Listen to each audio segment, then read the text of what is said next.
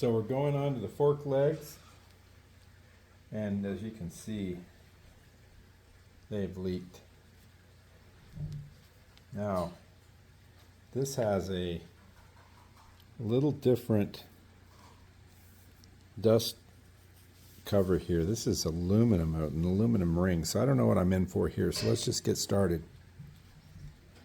Now you can loosen this while it's in the triple clamps, or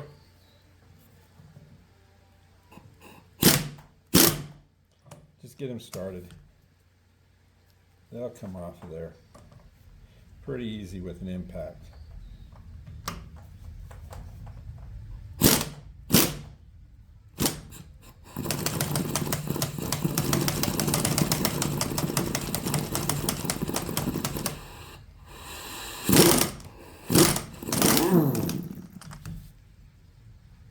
And you've got a cap on the spring, and what I do is put a towel that I don't care about down here, and that's your air fork. From here,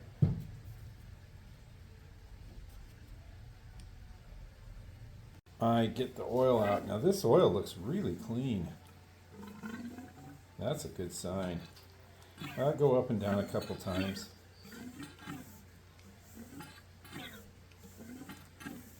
And these fork tubes, look at them. There's not a single speck of rust. So get all, as much oil. That's why I use this old towel. And I'll throw it away or maybe wash it. So get all the oil out. And I use a pick, get all the goop out and all the jammed in dirt. Then we're going to remove this. Now another thing that I noticed here at JT's Customs, we only do one bike. We'll never do it again, so everything's always different. If you notice, this spring is tapered on the end, so I'm putting this out just like it came out, and I do one fork at a time in case I've got to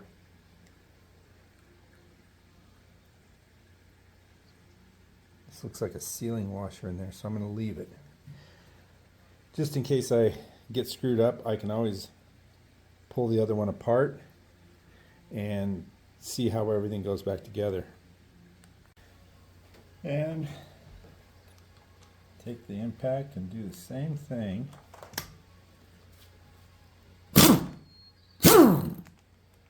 On that.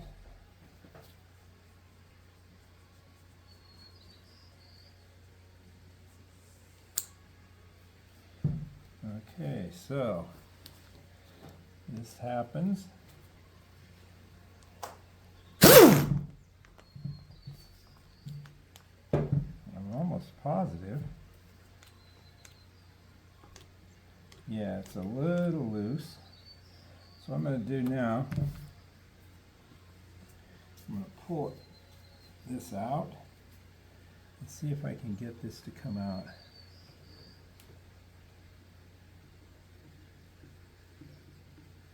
And it's not.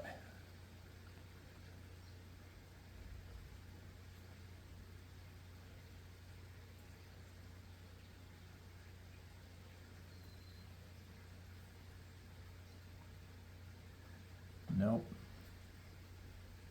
So what I did is over time, I just shaved down a wood dowel, and then if you put it in the fork, there is a little hole in there, and I press it a little, and voila, you can unthread the bolt.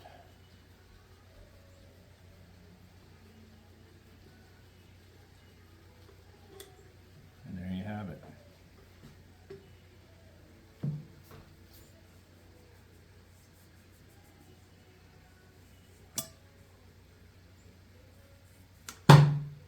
And there's your disassembled fork leg.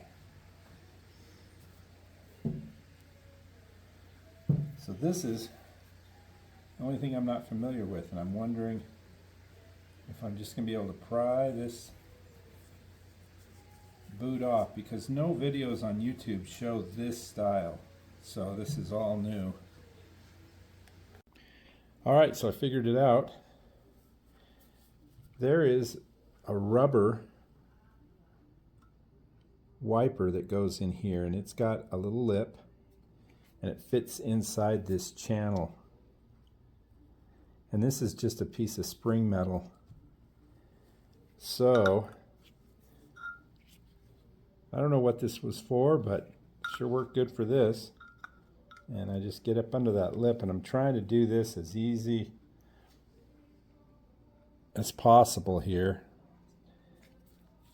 Just, there we go.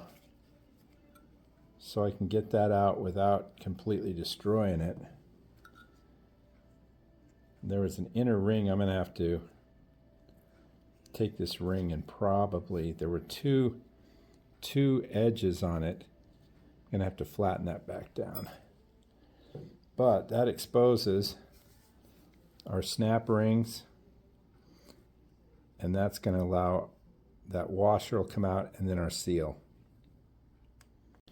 And there's the snap ring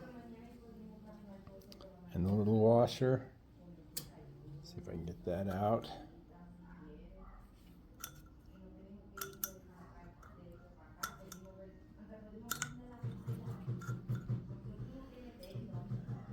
And that exposes the fork seal. So now getting that out of there is going to be different than normal. Normally you just pull the fork tube. Once you pull the snap ring, and it'll just come out because the tube is bigger than the seal. So I'll get this out. And it's just coming out easy. You don't want to narf up the aluminum underneath it. And there's the seal. And there's the fork leg after it's been restored. And I have a whole bunch of videos, prior videos that show how I did that. Then we've got all these new Yamaha gaskets, sealing washers, air fork gasket, the little drain, little screw drain for the fork oil. These are for that bottom nut, or for that bottom bolt that goes up through the bottom, holds the shaft. And there's another sealing washer here. I think that's for something else. And this is for a side cover gasket, so that doesn't those don't go in there. So let's put this one together. So the first thing we're going to do is we're going to take a little bit of this oil, and we're going to, or grease. We're going to grease the bearing. The bearing. We're going to grease this seal so that we don't tear it, so it slides on. And then I'm going to put a little bit on the outside just so it goes on. Now I did grease the inside, and that I wanted to get the bushing. There's a bushing in there. I wanted to have it have a little bit of slide to it. And I've got just the right size socket. And we're going to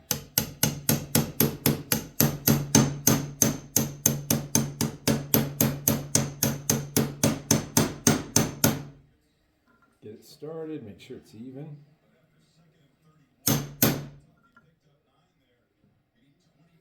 There we go.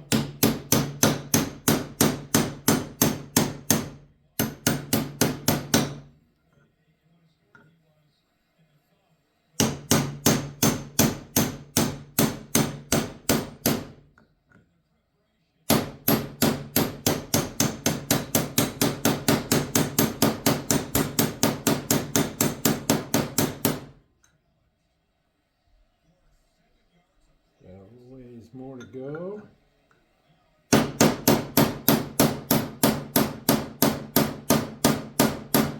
that down seated. Are you sure they're not done, baby? You've been cooking for like 3 hours.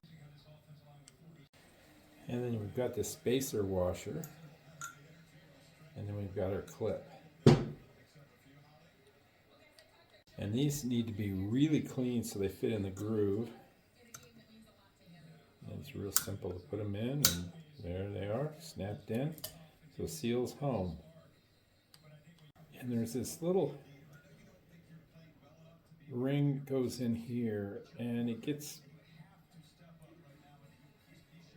I think that what it does is it allows this dust seal retainer, gives you something to pry up on it, but it really didn't work, so we'll just put it all back together. I'm going to hold off on the dust seal until after I get this fork tube in this leg. And let's just see if this will go right on in there. Yep, everything was rounded on the end, so it didn't have anything that I thought would affect the seal. And there it is. So now, I'm going to use one of these new OEM Yamaha seal washers right here. Now I've got this hole, I'm not going to lift it up. I want it all to be right there.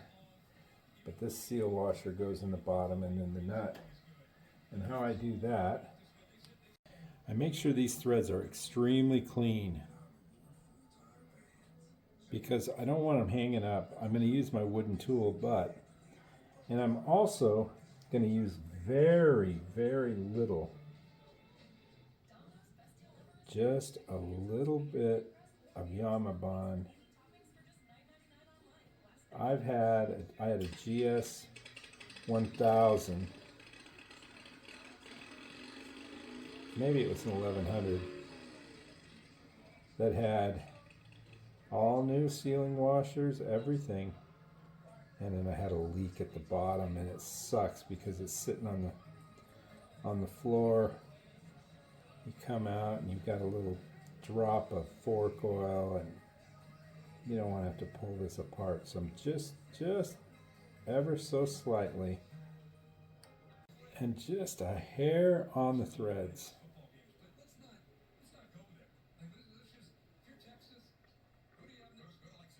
I don't think that's going to hurt anything, and it might just help me seal.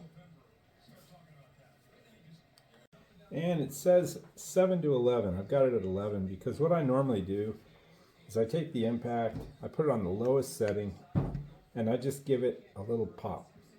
But I was able to get the torque. So there we go. And like I said, cross your fingers. And I'm going to take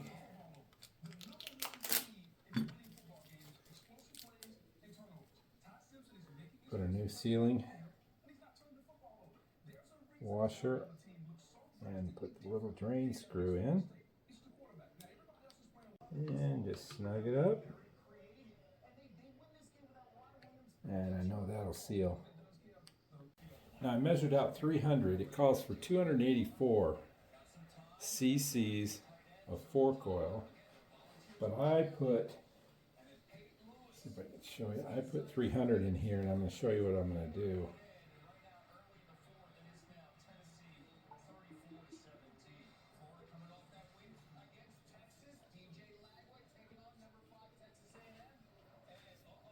Pull this thing up and down a couple times.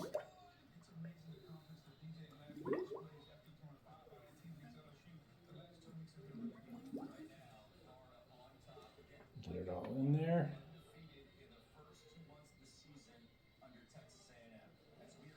So, with 300 cc's in there, I'm going to use my fork tool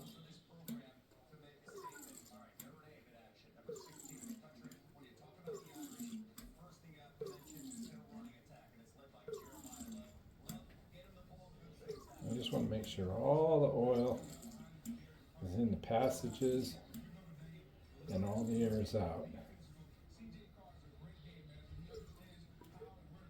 And that's all the way down. So now what we're going to do,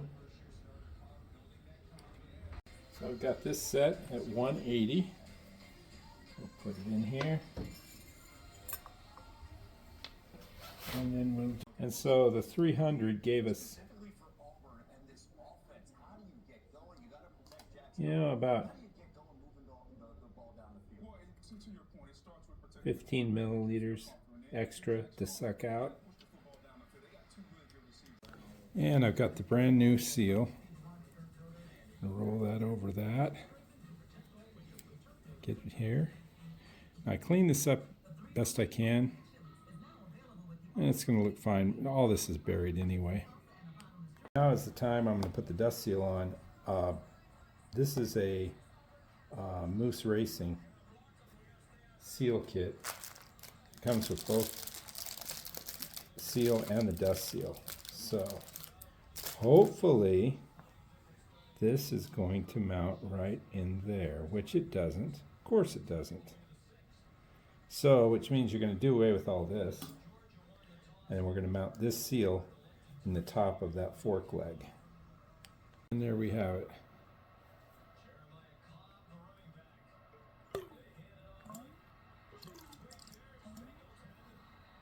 From here, what we're going to do is put the spring in. And remember, it had a tapered edge that went down. Put that in. And hopefully we're going to be able to get this started on or off camera. I'm not sure. But I'm going to go ahead and fast forward to that. I was able to get that started. And we got a torque for this. Now I did take the seal and O-ring grease. I put some on that because I don't want to tighten that down without any lubrication. And we'll get that tightened down and torqued. And the torque is 18 foot-pounds. And there's no getting 18 foot-pounds on here until I get it into the triple clamps and tighten down. So hopefully I'll remember that. So there you have it. We went from that to that. Hope that helps you out. And keep tuned in to JT's Customs. And if you can, give me a like and subscribe, because I'm doing vintage Japanese restorations practically all the time. So I'll talk to you on the next video.